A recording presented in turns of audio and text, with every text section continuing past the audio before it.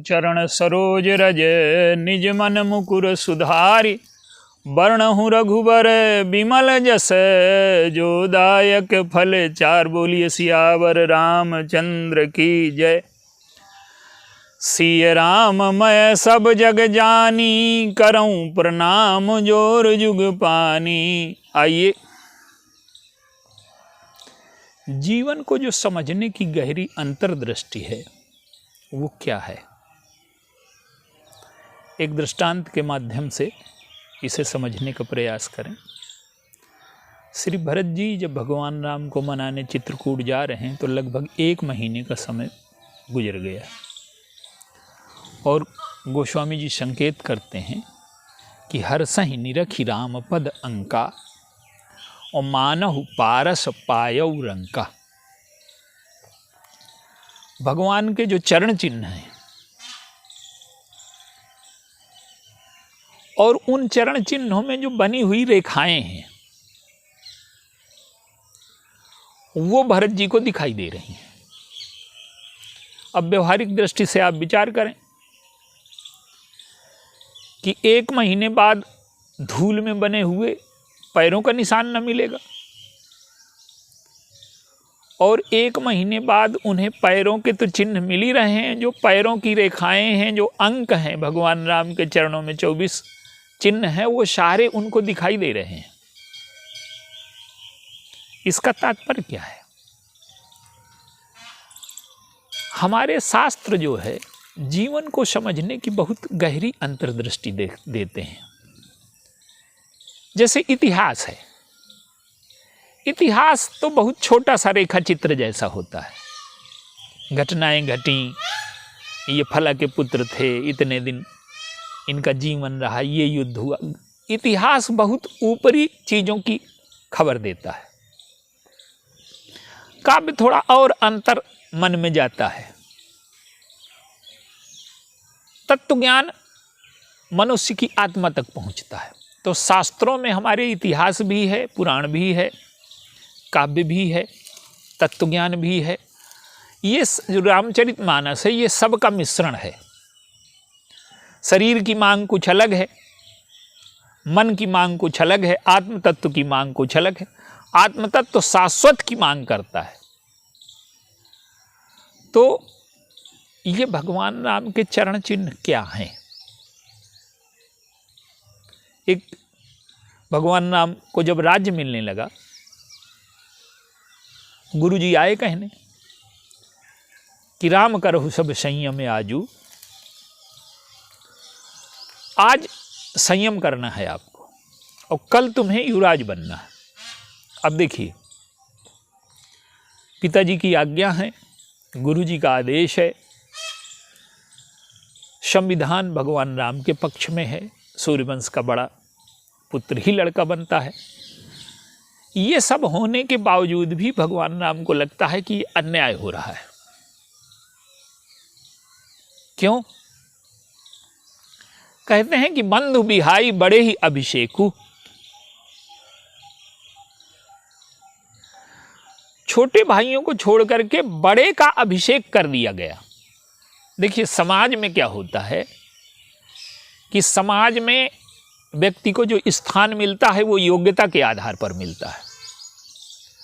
और अगर समाज का विभाजन योग्यता के आधार पर होगा, ज़्यादातर समाजों का विभाजन योग्यता के आधार पर होता है, और अगर केवल योग्यता के आधार पर समाज का विभाजन होगा, वो समाज कभी भी विषमता से मुक्त नहीं हो सकता। क्योंकि कुछ लोग अयोग्य होंगे, कुछ योग्य होंगे। योग्य को अधिक प्राप्त हो जाएगा, अयोग्य को कम प्राप्त हो जाएगा।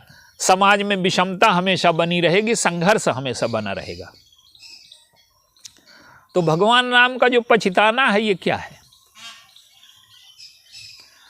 वो कहते हैं कि परंपरा की दृष्टि से मुझे राजा बनाया जा रहा है, मैं तो बड़ा भाई हूं, तो बड़े को और बड़ा बना दिया जाएगा और छोटे को और छोटा बना दिया जाएगा, तो विषमता बढ़ जाएगी। और जिस समाज में किसी भी प्रकार की विषमता होगी, चाहे आर्थिक हो, चाहे सामाजिक हो, चाहे बौद्धिक हो, बौद्धिक विषमता क्या है कि योग्य को ऊंचा स्थान, अयोग्य को नीचा स्थान। तो राम राज्य में बौद्धिक विषमता भी मिट गई है, आर्थिक तो मिट ही गई है, सामाजिक तो मिट ही गई है, बौद्धिक विषमता भी मिट गई है, सबको समान स्थान मिला।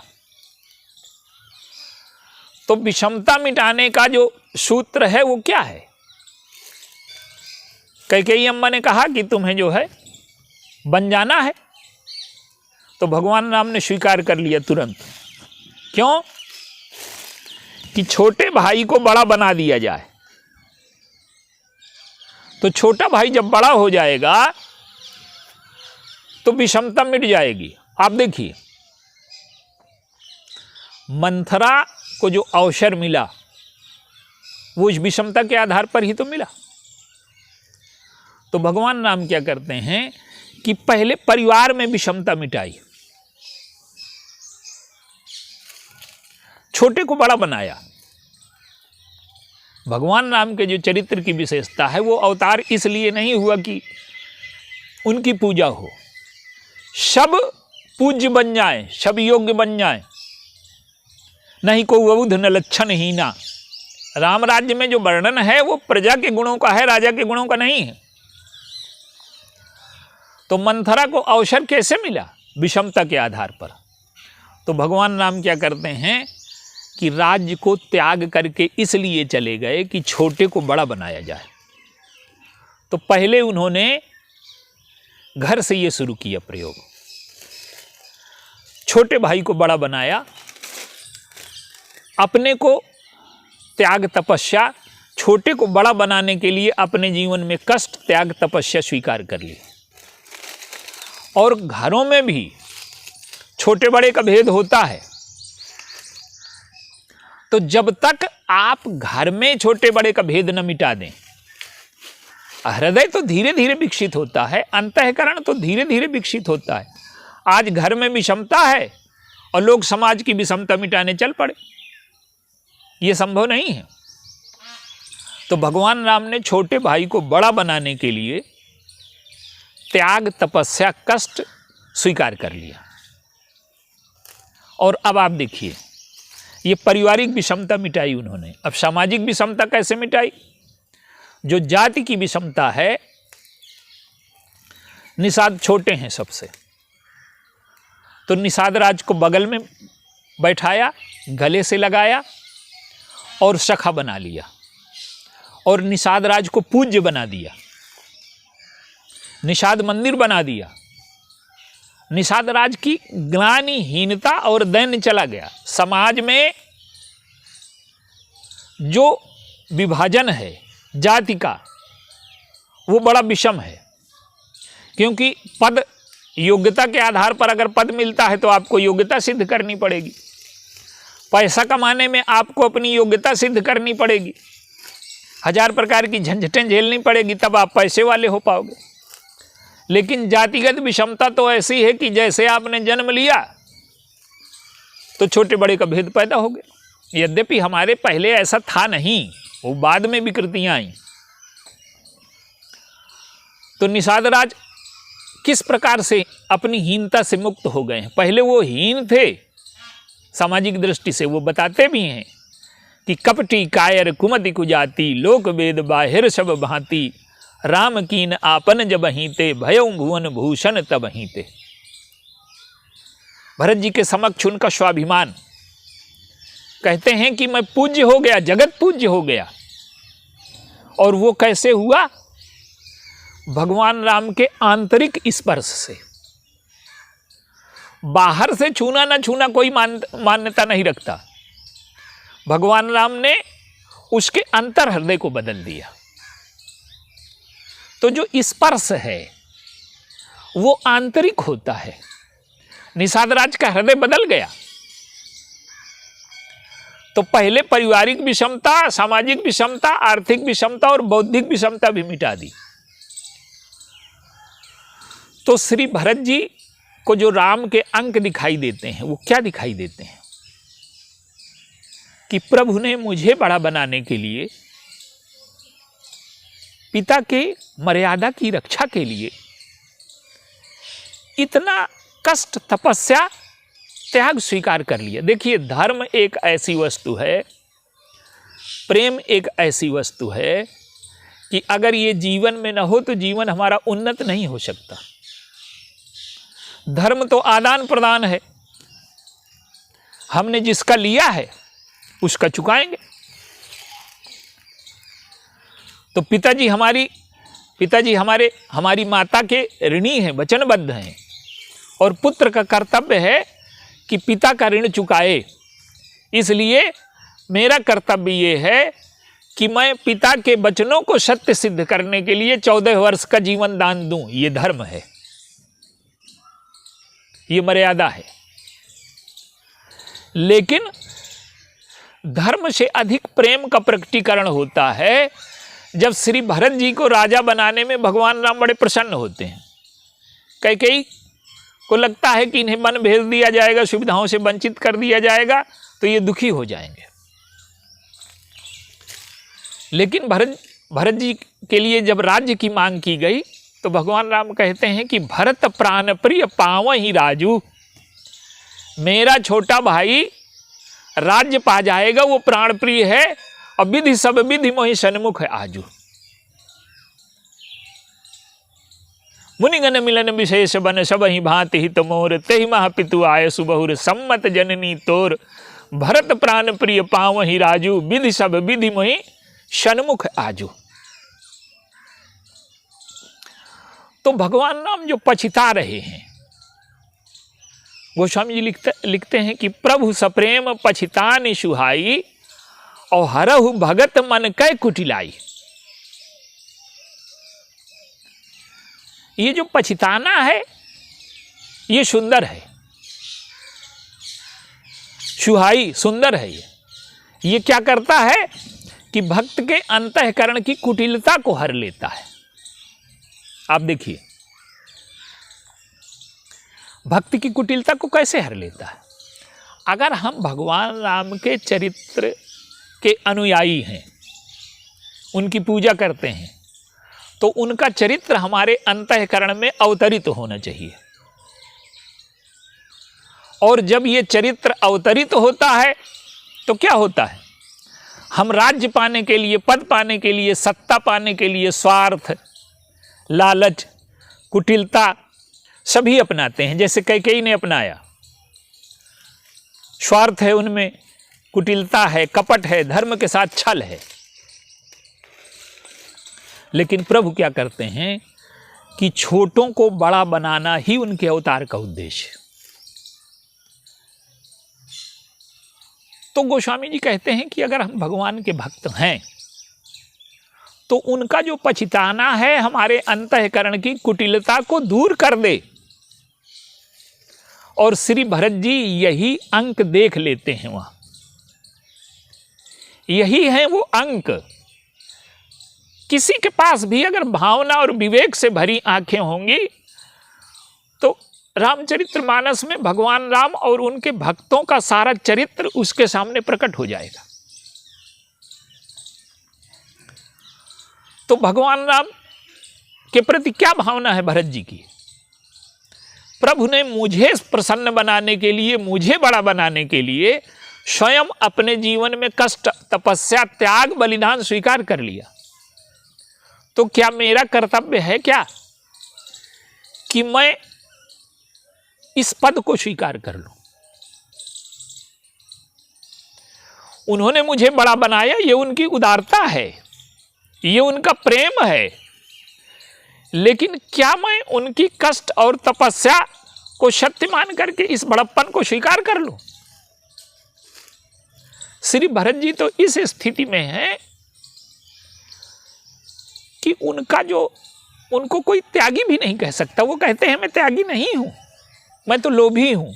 और लोभी क्या है कि मुझे एक पद न चाहिए, मुझे 2 पद चाहिए, मुझे राम पद चाहिए। तो श्री भरत जी की यात्रा भगवान राम को बड़ा बनाने की है। यद्यपि उनके मन में ऐसा भाव नहीं कि भगवान राम को बड़ा बनाएंगे, लेकिन वो कहते हैं कि अयोध्या में प्रभु का राज्याभिषेक नहीं होगा, राज्याभिषेक होगा चित्रकूट में। और संसार का व्यक्ति पद पा करके बड़ा होता है, और हमारे प्रभु तो इतने बड़े हैं कि पद को पा करके बड़े होंगे क्या? वो पद उनको पा करके बड़ा होगा, धन्य हो जाएगा। तो हम सारा ऐश्वर्य वैभव सेना सब लेकर के चलेंगे और चित्रकूट में ये धन्य होगा उनके स्पर्श से। तो भरत जी चाहते हैं कि भगवान राम की जीत हो जाए, भगवान राम बड़े हो जाएं, और भगवान राम चाहते हैं कि भरत जी बड़े हो जाएं। और जब तक ये समाज में भावना प्रत्येक व्यक्ति के अंतःकरण में नहीं आती, आप देखिए हम अपने परिवार में क्या करते हैं। हमारे परिवार में जो छोटे बच्चे हैं तो वो हमसे जीत जाते हैं, सामर्थ्य में नहीं, योग्यता में नहीं। योग्यता तो उनमें कुछ है ही नहीं। एक पिता है, बड़ा समृद्धिशाली है, बड़ा उसका नाम है, लेकिन उसके पुत्र से पूछो कि वो कितना समृद्धिशाली है, कितना नाम है, कितना महान है, कितना योग्य है, वो पुत्र कुछ नहीं जानता। वो तो केवल इतना जानता है कि मेरे कहने से ये घोड़ा बन जाते हैं। वो जब बड़ा होगा तो धीरे धीरे सामर्थ्य को, महिमा को पिता की जानेगा वो, लेकिन अभी कुछ नहीं जानता वो। तो वो इतना योग्य समर्थ होते हुए भी अपने पुत्र से हार स्वीकार कर लेता है, घोड़ा बन जाता है। तो समाज में जब तक योग्यता, बौद्धिकता, जो ज्यादा योग्य है, जो ज्यादा बौद्धिक है, उसको अधिक मिलेगा, तो समाज से कभी संघर्ष समाप्त नहीं हो सकता। जिन्होंने योग्यता से, वैभव से, बौद्धिकता से कमाया है, वो दूसरों के लिए दें और दूसरों को बड़ा बनाने का व्रत लें, तब समाज में विषमता मिटेगी। तो श्री भरत जी जाते हैं भगवान राम को बड़ा करने के लिए, और भगवान राम भरत जी को बड़ा बनाने के लिए इतनी बड़ी त्याग, तपस्या सब स्वीकार कर चुके हैं। लेकिन आप देखिए समाज का जो वास्तविक चित्र है वो क्या है। समाज में हमेशा व्यक्ति बड़ा बनने की दौड़ में लगा रहता है। रावणत्व का जन्म कैसे होता है? रावणत्व का जन्म होता प्रताप भानु के जीवन में हुआ। वो सबसे बड़ा बनना चाहता है और दूसरों को छोटा बनाना चाहता है। वो राज्य, जितने राजा हैं उनसे कहता है कि तुम्हारा राज्य नहीं चाहिए मुझे, तुम्हारा पद नहीं चाहिए, वैभव नहीं चाहिए, पर मैं बड़ा हूं ये स्वीकार कर लो। तो जब हम स्वयं बड़े बनेंगे और दूसरों को छोटा बनाएंगे तो ईर्ष्या और मात्सर्य जन्म अवश्य लेगा। और जिस समाज में भी विषमता होगी, देखिए एक अन्न को नष्ट कर रहा है और दूसरा भूखों मर रहा है, अगर ऐसी स्थिति समाज में है तो विषमता है ये, और कभी भी समाज प्रसन्न नहीं रहेगा, क्योंकि वो संघर्षरत रहेगा हमेशा। एक जिसके पास है वो बचाने की कोशिश करेगा और जिसके पास नहीं है वो छीनने की कोशिश करेगा। तो राम राज्य की सबसे बड़ी विशेषता है कि उन्होंने विषमता को मिटाया, और विषमता को जो मिटाने के सूत्र हैं वो यही हैं कि प्रभु का पछताना कि मुझे बड़ा बनाया जा रहा है और छोटों को और छोटा बनाया जा रहा है। तो जब हम स्वयं को बड़ा बना करके दूसरों को छोटा बनाते हैं, चाहे योग्यता हो, चाहे पद हो, चाहे वैभव हो, जब हम योग्यता से, पद से, वैभव से, बुद्धि से, सामर्थ्य से अपने को बड़ा मान लेते हैं और दूसरों को नीचा बनाने की कोशिश करते हैं, तो राम राज्य बन नहीं सकता। और आज समाज में यही हो रहा है। लोग उदारता की, त्याग की बातें तो करते हैं, लेकिन उसे जीवन में नहीं अपनाते। और भगवान राम और भरत जी ने उसे जीवन में अपना करके, विषमता को मिटा करके, ईर्ष्या और मात्सर्य, आप देखिए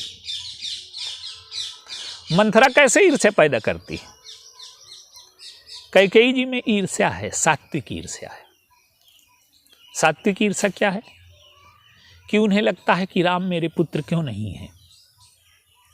भरत जी उस समय ख्याति प्राप्त नहीं है, तो उन्हें लगता है कि कौशल्या का पुत्र बड़ा योग्य है और ये मेरा पुत्र होता। ये कोई बड़ी ऊंची भावना नहीं है कि मेरा, वो मांगती हैं कि ज्यों विधि जन्म देई कर छोहू हो ही राम सिय प्यूत पतोहू। तो लगता है कि बड़ा प्रेम है, ये प्रेम नहीं है, ये ईर्ष्या है, सात्विक ईर्ष्या। लेकिन मंथरा ने क्या किया कि उस सात्विक ईर्ष्या में राजसिक ईर्ष्या को मिलाया और तामसिक ईर्ष्या को मिला करके द्वेष, ईर्ष्या, मात्सर्य, घृणा, क्रोध और प्रतिहिंसा की भावनाएं भर दी। तो श्री भरत जी ने उन अंकों को पढ़ा कि प्रभु का चरित्र क्या है, और उनके चरित्र की मर्यादा ये है कि मैं इस राज्य को स्वीकार न करके सारा बड़प्पन प्रभु के चरणों में अर्पित कर दूं। तो सारा बड़प्पन, सारा ईश्वर वैभव लेकर के वो चित्रकूट गए, और जब हम अपना सारा बड़प्पन ईश्वर के चरणों में अर्पित कर देते हैं तो हमारे अंतःकरण से अपनी महानता की, बड़े होने की भावना मिट जाती है। और जब ये भावना प्रत्येक व्यक्ति में मिट जाए, कोई छोटा बड़ा न रह जाए, कोई ऊंचा नीचा न रह जाए। विषमता केवल जाति में नहीं होती, बौद्धिक विषमता भी बहुत बड़ी है, आर्थिक विषमता भी बहुत बड़ी है। तो जो योग्य होगा अधिक कमा लेगा। तो केवल जातिगत विषमता नहीं मिटाना, जब तक समाज में बौद्धिक विषमता नहीं मिट जाती। और भगवान राम और भरत जी ने इसे मिलकर के मिटाया। और अंत में आप देखिए, परिवार की, समाज की, जाति की, अंत में पशु पक्षी के बीच में भी जो विषमता है, हमारे और मनुष्य और पशु पक्षी के बीच में जो विषमता है, वो भी मिट गई। प्रभु तरुतर कपिडार पर ते किए आप समान, तुलसी कहूँ न राम से साहिब सील निधान। तो समाज की विषमता मिट जाए और हमारे मन में स्वयं को छोटा बना करके दूसरों को बड़ा बनाने की जब भावना आ जाएगी, तब राम राज्य की स्थापना होगी। और इन्हीं अंकों को भरत जी पढ़ लेते हैं।